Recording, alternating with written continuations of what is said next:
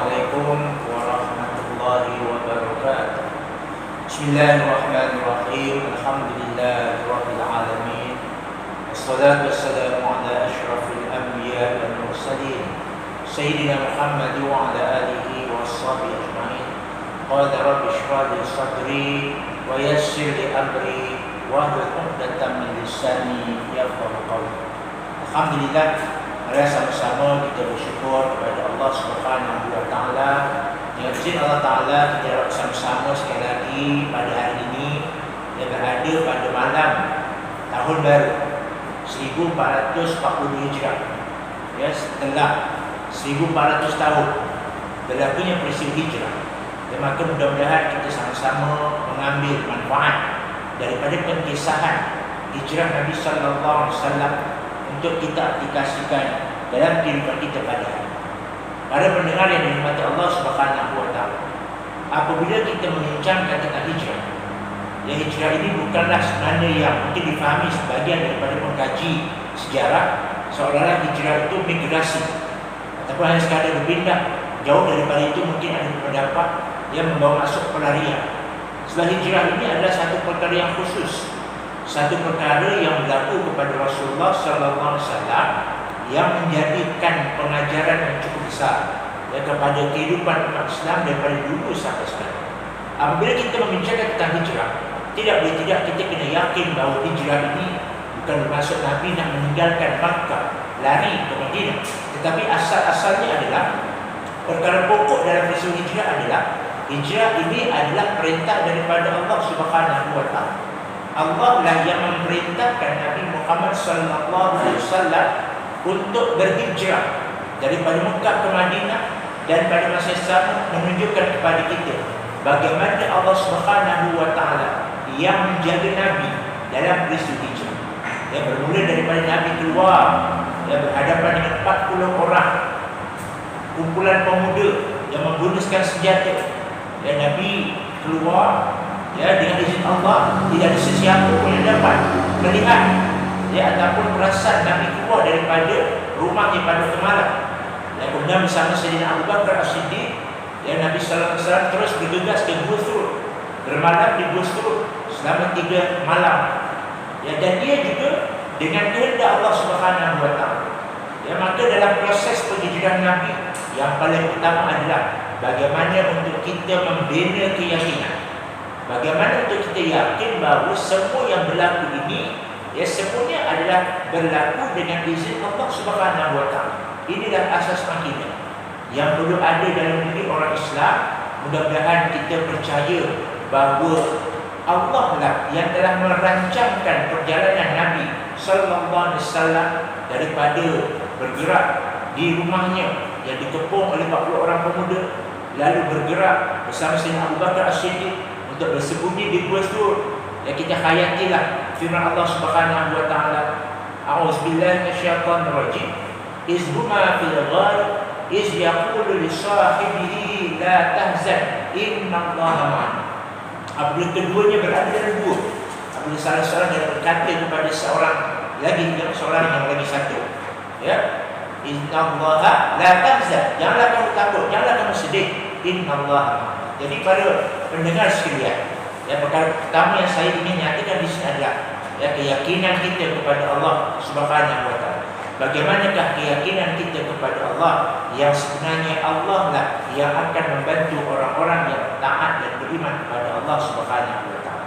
Ya, yang kedua, tuan-tuan mati Allah, para pendengar sekalian, ya, sama-sama kita lihat bahawa sesungguhnya hijrah ini memerlukan kepada pengorbanan. Perjuangan untuk mendaulatkan agama Allah memerlukan kepada pengorbanan. Inilah yang ditunjukkan kepada Nabi oleh Nabi sallallahu alaihi wasallam dan para sahabat. Kesanggupan untuk meninggalkan tanah air, kesanggupan untuk meninggalkan harta, kesanggupan untuk meninggalkan, ya, orang-orang yang disayang semata-mata untuk menyambut perintah Allah Subhanahu wa taala. Maka pengorbanan ini dibalas oleh Allah Subhanahu wa taala dengan kemenangan. Nabi keluar daripada kota Mekah bersusah, ya, menghadapi ujian, ya, terpaksa bersembunyi, ya, untuk apa? Untuk menjayakan perintah Allah. Maka pengorbanan ini juga pengorbanan yang dilakukan oleh sahabat-sahabat. Maka sahabat-sahabat telah memperoleh kemenangan besar di sisi Allah Subhanahu wa taala. Yang kita dapat kemenangan itu adalah Fathul Makkah. Setelah 8 tahun Nabi berhijrah ke Madinah, maka Allah Subhanahu wa taala memberikan kemenangan kepada orang Islam. Ya, kita baca ayat surah Al-Fath. Ya, bismillahirrahmanirrahim. Surah An-Nas. Ya, bismillahirrahmanirrahim. Iza jaa nasrullahi wal fath wa ra'aitan nasa yadkhuluna fi dinillahi afwaja fasabbih bihamdi rabbika wastaghfir innahu kana tawwab. Apabila datang pertolongan Allah Subhanahu wa taala dan pembukaan kota Mekah, dan kamu akan lihat ramainya manusia yang berduyun-duyun, ya, yang beriman kepada Allah Subhanahu wa taala. Ya, ayat tersebut ya mengajar kepada kita berkenaan dengan apa yang akan diterima oleh orang-orang yang yakin kepada Allah, yang beriman setelah mereka bersusah, maka mereka akan memperoleh kemenangan. Kemenangan di sini yang pertama kita merujuk kepada kemenangan Nabi dan para sahabat dapat menawan semula, membuka kota Mekah daripada kesyirikan, daripada amalan jahiliyah menjadi tempat yang di dalamnya orang-orang yang beriman kepada Allah Subhanahu wa taala. Dan lebih jauh daripada itu, yang kita lihat dasar daripada pengorbanan Nabi dan para sahabat, Islam telah dapat disebarkan dengan lebih giat.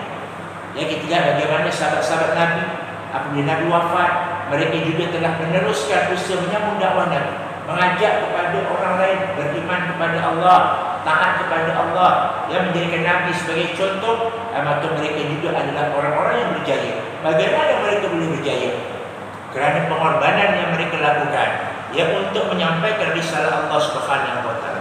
Ada terbunuh dalam peperangan, ada yang mungkin meninggal dunia kerana meninggalkan tanah air, pergi ke sebelah utara, pergi ke sebelah selatan, pergi ke sebelah timur dan barat kerana menyambung risalah Allah Subhanahu wa taala. Maka pengorbanan mereka ini mendapat nikmat yang besar di sisi Allah. Mereka lah orang-orang yang syahid di jalan Allah Subhanahu wa taala. Maka balasan yang lebih besar daripada itu adalah syurga Allah.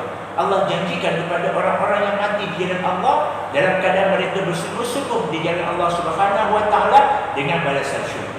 Maka Allah sebut dalam surah Al-Imran, a'udzubillahi minasyaitonir rajim.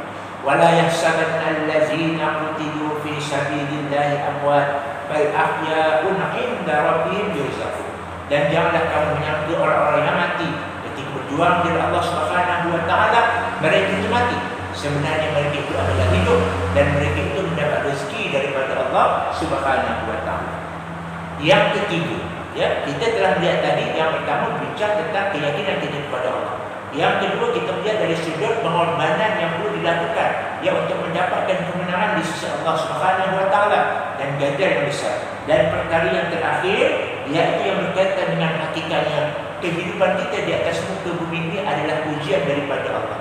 Sama-sama kita beriman, ya, orang yang kaya, orang yang miskin, orang yang sehat, orang yang sakit, orang yang tua, orang yang muda, orang yang sehingga diberikan kelebihan-kelebihan, ataupun mungkin orang yang tidak mendapat apa-apa kelebihan pada pandangannya.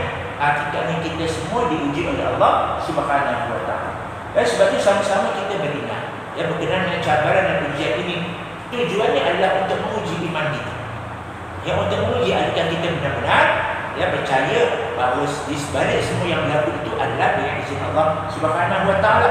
Dan pada masa sama, ujian itu untuk melihat adakah kita ini benar-benar yakin dan beriman kepada takdir, ya, pada Allah Subhanahu wa taala. Allah Subhanahu wa taala berfirman soal Al-Ankabut, bismillahirrahmanirrahim. Ahasiban nasu ayyutraku ayyaqulu amanna wa hum la yuftanun.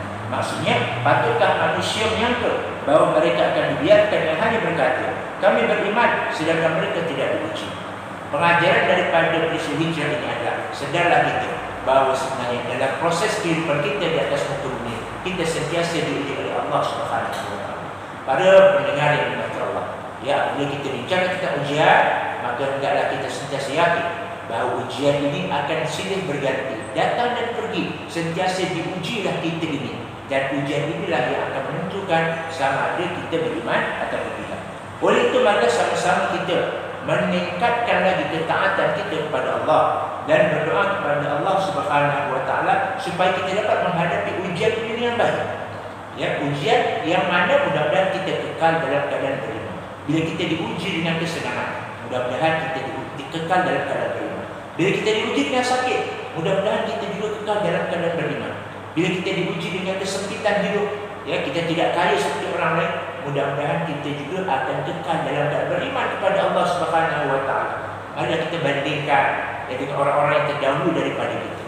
Mereka yang diuji dalam keadaan ujian itu sangat berat. Sahabat-sahabat Nabi diuji ketika mana mereka beriman kepada Allah. Bilal bin Rabah diuji diletakkan batu di daging. Sahabat Nabi ada yang terbunuh kerana mempertahankan agama. Inilah ujian untuk mereka. Maka kita pada hari ini yang nampaknya tidaklah sesukar kehidupan orang-orang yang terdahulu, itu juga adalah ujian kepada kita untuk menilai benarkah kita yakin dan percaya tentang apa yang berlaku ini adalah daripada Allah Subhanahu wa taala. Ya, maka sama-sama kita berdoa sempena dengan menghayati hijrah Nabi sallallahu alaihi wasallam. Kita kekalkan doa kita, ya Allah, ya mudah-mudahan kita hidup dalam keadaan beriman, mati dalam keadaan beriman, dan kita dimasukkan ke dalam syurga Allah. Sebab kejayaan sebenar itu adalah apabila kita selamat daripada neraka dan kita masuk ke dalam syurga Allah Subhanahu wa taala. Ya, zuhziha 'anil nar wa udkhilal jannah, faqad faz. Ya, zuhziha, faman zuhziha 'anil nar wa udkhilal jannata faqad faz. Ya, maka sesiapa yang selamat daripada keluar daripada api neraka dan dimasuk ke dalam syurga Allah Subhanahu wa taala, maka dialah orang yang berjaya. Kita harapkan yang itu. Kita harapkan keselamatan di dunia, keselamatan di akhirat. Maka sedikit daripada perkongsian berkenaan dengan hijrah ini, mudah-mudahan dapat kita manifestasikan dalam kehidupan kita pada hari ini. Aku qauli hadza wa astaghfirullahal azim. Assalamualaikum warahmatullahi wabarakatuh.